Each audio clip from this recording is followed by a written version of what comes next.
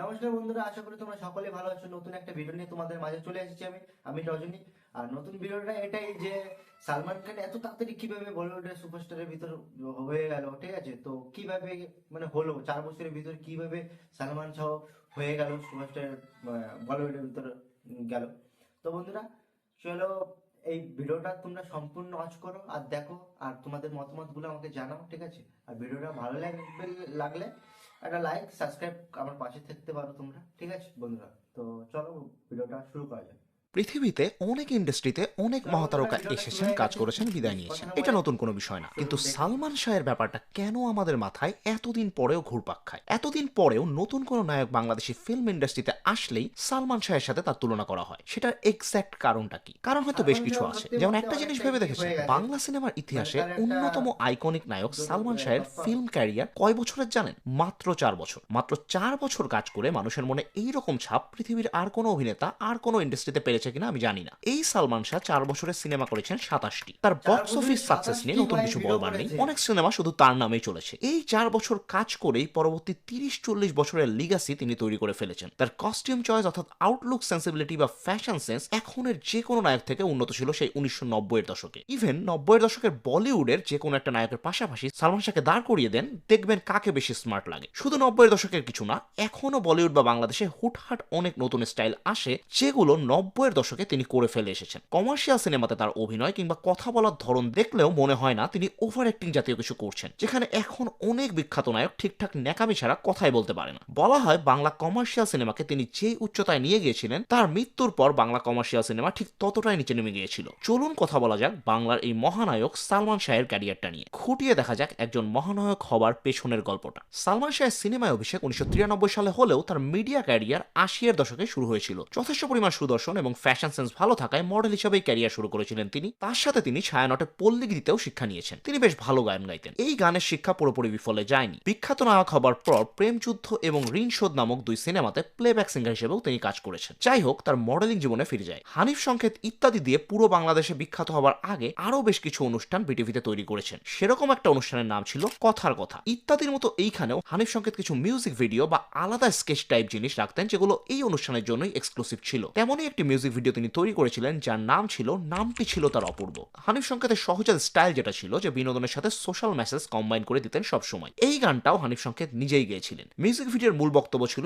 একজন হাসি খুশি ধরনের ছেলে কিভাবে নেশার জগতে পড়ে ধ্বংসের পথে পা দিয়ে দেয়। এই গানের মেইন ক্যারেক্টারে অভিনয় করেছিলেন সালমান শাহ। তবে তখনও তিনি সালমান শাহ নাম দিয়ে কাজ শুরু করেননি। তার অফিসিয়াল নাম চৌধুরী মোহাম্মদ শাহরিয়ার ইমন থেকে শুধু ইমন নামটা ব্যবহার করতেন তিনি মিডিয়াতে। এই মিউজিক ভিডিওটা বের হওয়ার পর মানুষজন সালমান শাহকে ভালো রকম পছন্দই করেছিল, কিন্তু এরপর তিনি কোনো কারণে টিভিতে নিয়মিত হতে পারেননি বা চাননি। হয়তো সিনেমার দিকে মনোযোগ ছিল কিংবা মডেলিং এ ব্যস্ত হয়ে পড়েছিলেন। ধীরে ধীরে মানুষ ভুলে গেল এই মিউজিক ভিডিওর ইমনের কথা। তার বেশ কয়েক বছর পর 1989 সালে পাথর সময় নামক একটি নাটকে ছোট চরিত্রে অভিনয় করেছিলেন তিনি। তখন তিনি মোটামুটি কয়েকটি বিজ্ঞাপনে অভিনয় করেছিলেন, তবে ওইভাবে ব্রেকআউট সাকসেস যেটাকে বলে সেটা দেখা তখনও তিনি পাননি। তার প্রথম ব্রেকআউট সাকসেস আসে তার প্রথম সিনেমা দিয়েই। প্রথম সিনেমাতে কাজ করার গল্পটাও ইন্টারেস্টিং, সেটা একটু ঘটা করে বলা যায়। 1988 সালে বলিউডে একটি সিনেমা মুক্তি পায় যার নাম কেয়ামত সে কেয়ামত্তা। সেই সিনেমাতে অভিনয় করে রাতারাতি তারকা হয়ে গেলেন আমির খান। বলিউড পেয়ে গেল এক বিশাল তারকা। এই সিনেমাটার বিশাল জনপ্রিয়তা দেখে দুইটা আলাদা আলাদা ইন্ডাস্ট্রি সিদ্ধান্ত নেয় সিনেমাটির রিমেক করবার। দুইটাই অফিসিয়াল রিমেক ছিল, তাই গান এবং কাহিনী সবকিছুরই কপিরাইট নিয়ে রিমেক করা হয়েছিল। দুইটা ইন্ডাস্ট্রির একটা হলো তেলেগু ইন্ডাস্ট্রি। তেলেগুতে সিনেমাটির নাম ছিল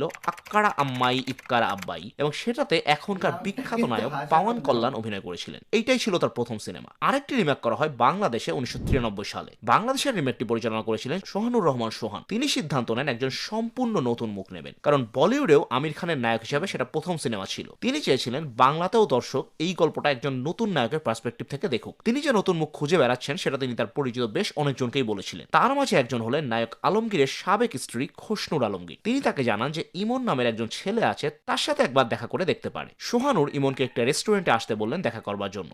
সেখানেই প্রথম দর্শনে তিনি ঠিক করে ফেলেছিলেন এই ছেলেকেই তিনি এই সিনেমার নায়ক বানাবেন। এই সিনেমার সময়ে তার নাম ইমন বদলে সালমান শাহ রাখা হয়। তারপর আর কি, কিয়ামত থেকে কিয়ামত মুক্তি পায় আর আমির খানের মতো সালমান শাহ একদম রাতারাতি তারকা বনে যান। আপনি আর আমার বাবা যা খুশি করতে পারেন, কিন্তু আমার আর রেশমির পথে কাটা হতে পারবেন না, কিছুতেই না, কখনো একটা জিনিস ভেবে দেখুন, এখন একটা সিনেমা মুক্তি পেলে সোশ্যাল মিডিয়া, টিভি চ্যানেল থেকে শুরু করে হাজারটা উপায়ে প্রমোশন করা হয়। তখন তার কিছুই ছিল না, জাস্ট সিনেমা হলে নতুন সিনেমা এসেছে আর এক সপ্তাহের মাঝে তিনি তারকা হয়ে গিয়েছিলেন। তার প্রথম সিনেমার নায়িকা ছিলেন মৌসুমী। মৌসুমীর সাথে তিনি এইটা ছাড়াও আরো 3টি সিনেমা করেছিলেন, সেগুলোর নাম যথাক্রমে অন্তরে অন্তরে, স্নেহ এবং দেনমোহর। এখানে দুইটা মজার ব্যাপার আছে। এক নাম্বার হলো অন্তরে অন্তরে সিনেমাটি বাংলায় জনপ্রিয় হওয়ার পর সেটা বলিউডেও রিমেক করা হয়েছিল। 2 নম্বর মজার ব্যাপার হচ্ছে সালমান শাহ মৌসুমী বিখ্যাত নায়ক নায়িকা হবার আগেই ছোটবেলা থেকে পরিচিত ছিলেন। এই ব্যাপারটা নিয়ে অনেক জল ঘোলা আছে, কেউ বলে ছিল, কেউ বলে ছিল না। তবে অবাক ব্যাপার হলো বাংলাদেশের অন্যতম বিখ্যাত এই জুটি মাত্র 4টি সিনেমা করে পরে আর একসাথে কোনো সিনেমাই করেনি। সেটার কারণ খুঁজতে গেলেও ব্যক্তিগত ব্যাপার স্যাপারে ঢুকে পড়তে হবে। আমরা এই একটা জিনিস স্ট্রিক্টলি মেনটেন করতে চাচ্ছি এই চ্যানেলে, সেটা হলো ক্রিয়েটিভ ব্যক্তিদের ক্যারিয়ার ছাড়া তাদের ব্যক্তিগত কোনো ব্যাপার স্যাপার নিয়ে আমরা কথা বলবো না। তাই এই টপিকটা ওইটা বলেই শেষ করি যে কোনো একটা কারণে এই সালমান মৌসুমী আর সিনেমা করেননি পরে। তবে তারপরেই আসে বাংলা কমার্শিয়াল সিনেমার অন্যতম সফল জুটি সালমান শাহ এবং শাবনূর। সালমান শাহের ক্যারিয়ারে 27টা সিনেমার 14টা সিনেমা শাবনূরের সাথে। এটা জাস্ট কোন লেভেলের ইনসেন্ট ব্যাপার ভেবে দেখেছেন? সালমান শাহ তখন একের পর এক সিনেমাতে অভিনয় করে যাচ্ছিলেন। তখন এখনকার মতো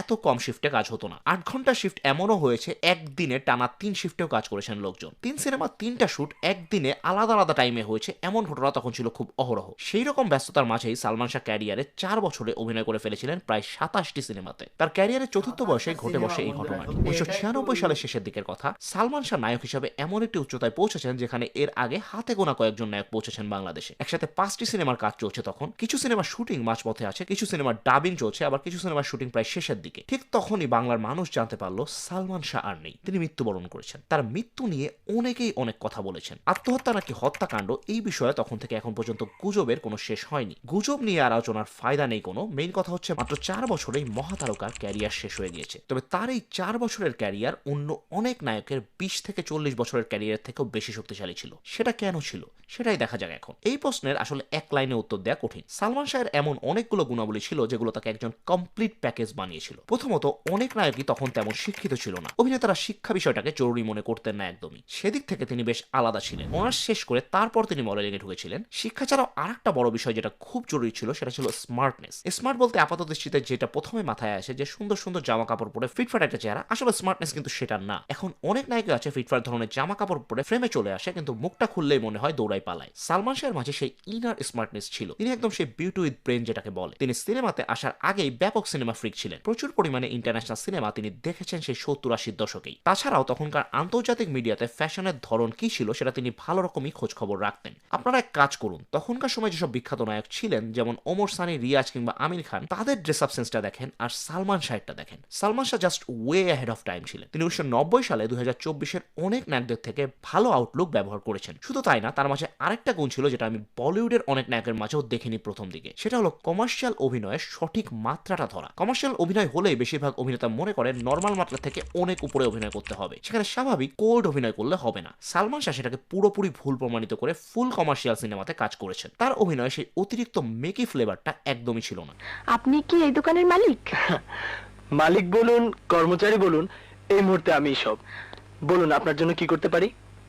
আমি একটা ক্যাসেট নিতে চাই। তখনকার এবং এখনকার অন্যতম বিখ্যাত নায়ক শাহরুখ খান 1995 সালে সালমান শাহকে তার বাড়িতে দাওয়াত দিয়েছিলেন। দুই নায়কের পারিবারিকভাবে বন্ধুত্বও ছিল বেশ ভালো। একটা নায়ক ঠিক কতটুকু জনপ্রিয় হলে এইটা হয় একটু ভেবে দেখেছেন? এখনকার কোনো বাংলাদেশের নায়ককে 3 খানের কেউ বাসায় দাওয়াত দিয়ে নিয়ে যাবে বা তাদের মাঝে কোনো পারিবারিক বন্ধুত্ব হতে পারে বলে আপনার মনে হয়? সালমান শাহ তার স্টাইল সেন্স, কমার্শিয়াল সেন্স দিয়ে সেই জায়গাটা 1990-এর দশকেই অর্জন করে নিয়েছিলেন। সালমান শাহ এবং শাহরুখ খানের মাঝে একটা বড়সড় মিল আছে, সেটা আমি সালমান শাহ সম্পর্কে বেশ কিছু মানুষের ইন্টারভিউ শুনে জানতে পেরেছি। শাহরুখ খানের সেন্স অফ হিউমার, উপস্থিত বুদ্ধি এবং কমার্শিয়াল সেন্স খুবই ভালো, মানে বলিউডের বেস্ট বলা যায় যেটাকে। সালমান শাহেরও এই 3টা গুণ ছিল। তিনি খুবই হিউমারাস ছিলেন। ইনস্ট্যান্ট এমন সব রিপ্লাই দিয়ে বসতেন যে সামনের মানুষ থতমত খেয়ে যেত তার বুদ্ধির ঝলকে। এবং সিনেমাটার কমার্শিয়াল ভ্যালুটাকে কিভাবে ম্যাক্সিমাম ইউটিলাইজ করা যায় সেটাও তিনি খুব ভালো বুঝতেন। তিনি বেঁচে থাকলে নিঃসন্দেহেই বাংলাদেশের ফিল্ম ইন্ডাস্ট্রি একটু হলেও গ্লোবালাইজেশনের সুযোগ পেলেও পেতে পারত। সালমান শাহ আসার আগে ঢালিউডের কমার্শিয়াল সিনেমা একরকম ছিল, আর তারপরে হলো আরেক ধরনের সিনেমা। এমন না যে ঢালিউড হলিউড হয়ে গেল, কিন্তু ঢালিউডে সালমান শাহের সাথে আসলো স্টাইল,